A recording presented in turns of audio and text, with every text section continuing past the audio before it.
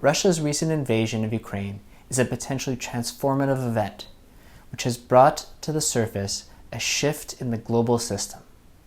The intensification of geopolitical tensions currently centered in Europe are having worldwide impacts, from commodity prices and economic and financial disruption to security. As sanctions sever Russia's remaining ties to the global economy, what new structure will come next? Exactly how this new system will evolve remains unclear at present, but it's worth contemplating its possible impacts should competing centers of power emerge, including Western or Chinese-led alliances. Will this lead to a bifurcation of international trade, as we're already witnessing in the digital space, or regional-based trade? As a trading nation, Canada needs to stay attuned to these shifting realities.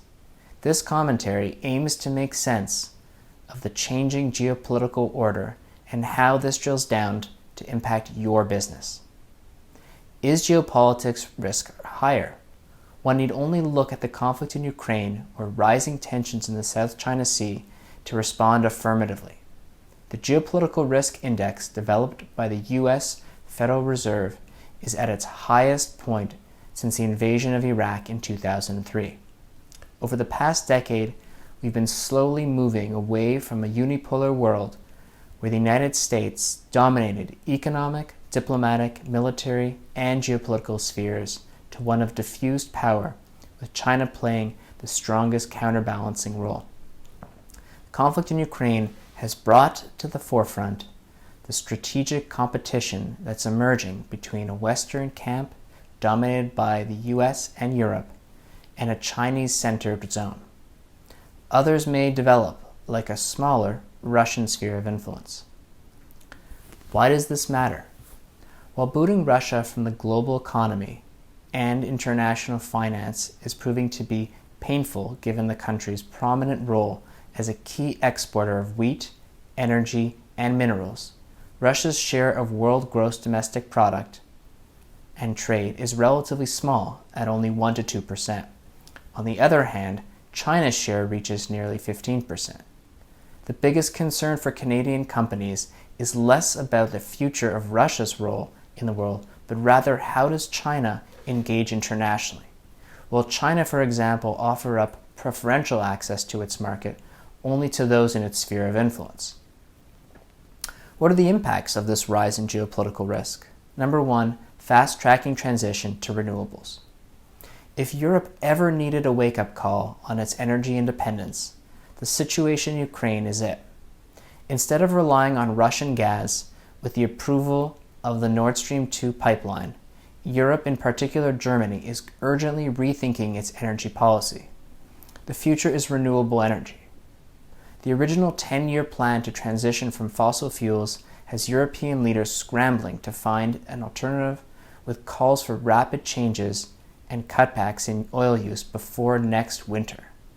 The high cost of gas and electricity will reduce demand by European households in the near term and spur investment in wind, solar, and nuclear energy projects. The decarbonization of the world won't be easy and will shift dependence on petrostates like Russia to emerging electrostates such as Mongolia and Chile, which offer green metals including copper and lithium.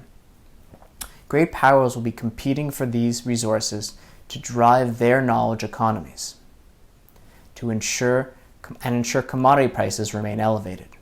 One argument against the inevitability of trade bifurcation is that given where the resources, technology, and innovative centers of the broader clean energy supply chains are located, a complete divergence will not be viable or feasible.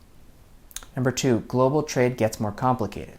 With the closing of 650 McDonald's restaurants in Russia and the announcement of 600 more companies following suit, it highlights perfectly how the global economy is wrestling with the extent of its interconnectedness. Are we entering a period of trade bifurcation between East and West? There are reports that many Western companies are now reassessing their expansion plans into China in the event they may need to exit the market. This is taking place now in the technology sphere, as Western companies find it increasingly difficult to operate in both markets. The bottom line, geopolitical risk has risen because of the war in Ukraine, but it has also drawn attention to the broader global system that's increasingly diverging. For Canadian companies, which have gotten used to and benefited greatly from a globalized economy powered by the U.S. institutions, this competition ushers in a more uncertain, challenging period. Trade diversification is key to Canadian exporters' success, but rising geopolitics should increasingly be factored into business plans. Thank you.